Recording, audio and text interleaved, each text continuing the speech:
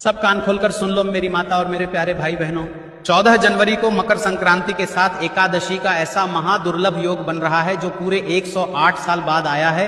जब पिछली बार ये योग बना था तब जिन्होंने ये छोटा सा उपाय किया था उनके दुख कष्ट दूर हुए थे और रुकी हुई मनोकामनाएं पूरी हुई थी। इसलिए आप भी देर मत करना।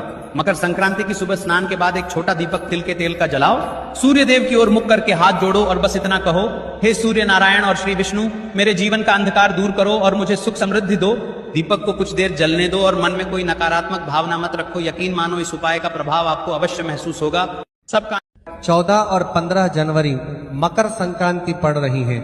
आज जो भी मांगोगे पूरा होगा। आज 7 पेड़ की पत्ती काले तिल के साथ शिवलिंग पर चढ़ा देना। 14 तारीख को एकादशी भी है, तो यही पुण्य अगर आपको लेना है तो आप 15 को भी ये दान कर सकते हैं। जो अन्न इत्यादि का दान है वो 15 को भी आप कर सकते हैं। इस दिन तिल, गुड़, चावल और गर्म कपड़ों का दान करने से अक्षय पुण्य की प्राप्ति।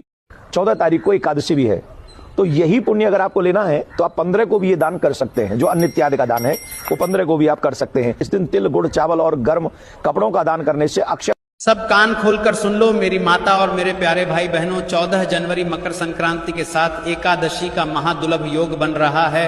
ऐसा योग 56 साल पहले बना था, उसके बाद अब जाकर बना है। उसे समय यह मन दुर्लभ योग बना था जब सभी ने यह एक उपाय किया था, और यह उपाय इतना शक्तिशाली उपाय है कि उस उपाय से सबकी मनोकामना पूर्ण हुई थी, सबके सारे दुख कष्ट दूर हुए थे। तो तो मेरी माता हो, आप भी देर ना करें, 14 जनवरी मकर संक्रांति के दिन यह उपाय जरूर करें। उपाय 108 तिल के दाने और 51 चावल के दाने अपने हाथ में रखिए और अपनी मनोकामना, अपनी जो भी परेशानी है वह बोल दीजिए। फिर वह चावल और तिल के दाने अपने पल्लू में बांधकर शिव मंदिर पहुंच जाइए और शिवाजी के यहाँ अर्पित कराइए। ध्यान से सुनो मेरे प्यारे भाई बहनों, 14 जनवरी मकर संक्रांति के दिन धन धान्य में बरकत का अच्छा संयोग बन रहा है। इस दिन अगर आप बस एक दीपक, थोड़ा गुड़ और तिल लेकर अपनी मनोकामना बोलते हुए शिवलिंग के सामने जला देते हो तो माना जाता है अटकी हुई किस्मत भी खुलने लगती है। इस मौके को बिल्कुल मत छोड़ना। ध्यान से सुनो, मंगलवार के दिन शिवलिंग पर चढ़ा दे, जो मांगोगे पूरा होगा। हनुमान जी का ध्यान करके एक आंकड़े के पत्ते पर शहद लगाकर शिवलिंग पर चढ़ा दे। सब कान खोलकर सुन लो मेरी माता और मेरे प्यारे भाई बहनों, 14 जनवरी को मकर संक्रांति के साथ एकादशी का ऐसा महादुर्लभ योग बन रहा है जो पूरे 108 साल बाद आया है। जब पिछली बार ये योग बना था तब जिन्होंने ये छोटा सा उपाय किया था उनके दुख कष्ट दूर हुए थे और रुकी हुई मनोकामनाएं पूरी हुई थी। इसलिए आप भी देर मत करना।